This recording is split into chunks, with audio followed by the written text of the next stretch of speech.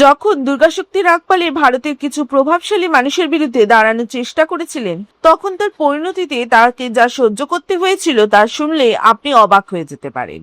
2013 সালে উত্তরপ্রদেশে তার সঙ্গে ঘটে যাওয়া একটি ঘটনা তৎকালীন মুখ্যমন্ত্রীর চেয়ার পর্যন্ত কাঁপিয়ে দিয়েছিল। দুর্গাশক্তি নাগপাল একজন আইএস অফিসার। 2012 সালে তাকে greater Noida sub divisional magistrate হিসেবে নিয়োগ করা হয়।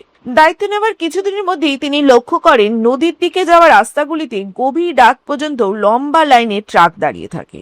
রাতের অন্ধকারে নদীর তীর থেকে অবৈধভাবে বালি তোলা হতো এবং সেই বালি দিল্লিতে পাচার করা হতো।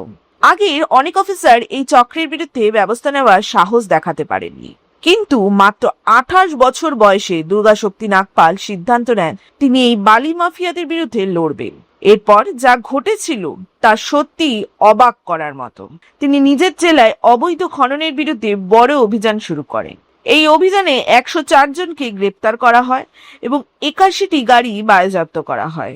তিনি বিশেষ পুলিশ টিমও গঠন করেছিলেন, যারা রাত 11টা থেকে ভোর 4টের মধ্যে যে কোনো সময় অভিযান চালাতো। আর পুরো অভিযান ঠিকভাবে হচ্ছে কিনা তা নিশ্চিত করতে তিনি নিজেও ঘটনাস্থলে উপস্থিত থাকতেন।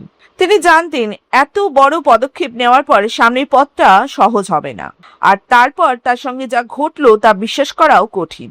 যে আইএস অফিসার বালি মাফিয়াদের বিরুদ্ধে দাঁড়িয়েছিলেন তাকেই সাসপেন্ড করা হলো। সরকার যে কারণ দেখিয়েছিল তা আরো বেশি চমকে দেওয়ার মতো ছিল।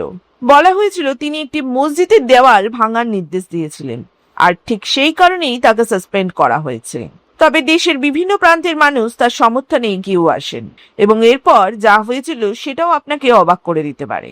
জনসমর্থন বাড়তে থাকায় 2013 সালে 22 সেপ্টেম্বর তার সাসপেনশন তুলে নেওয়া হয়। এরপর অক্টোবর মাসে তাকে কানপুরের দেহাতে জয়েন্ট ম্যাজিস্ট্রেট হিসেবে নিয়োগ করা হয়। 2026 সাল পর্যন্ত পাওয়া তথ্য অনুযায়ী দুর্গাশক্তি নাগপাল বর্তমানে উত্তরপ্রদেশের লখিমপুর খেরি জেলা ম্যাজিস্ট্রেট হিসেবে দায়িত্ব পালন করছেন। সাম্প্রতিক একটি রিপোর্টে আরো বলা হয়েছে সরকারি প্রকল্প বাস্তবায়নের ক্ষেত্রে তিনি নিজের জেলাকে 1 নম্বরে নিয়ে গেছেন। তাহলে এমন এক সাহসী অফিসার দুর্গাশক্তি নাগপাল সম্পর্কে আপনার মতামত কি?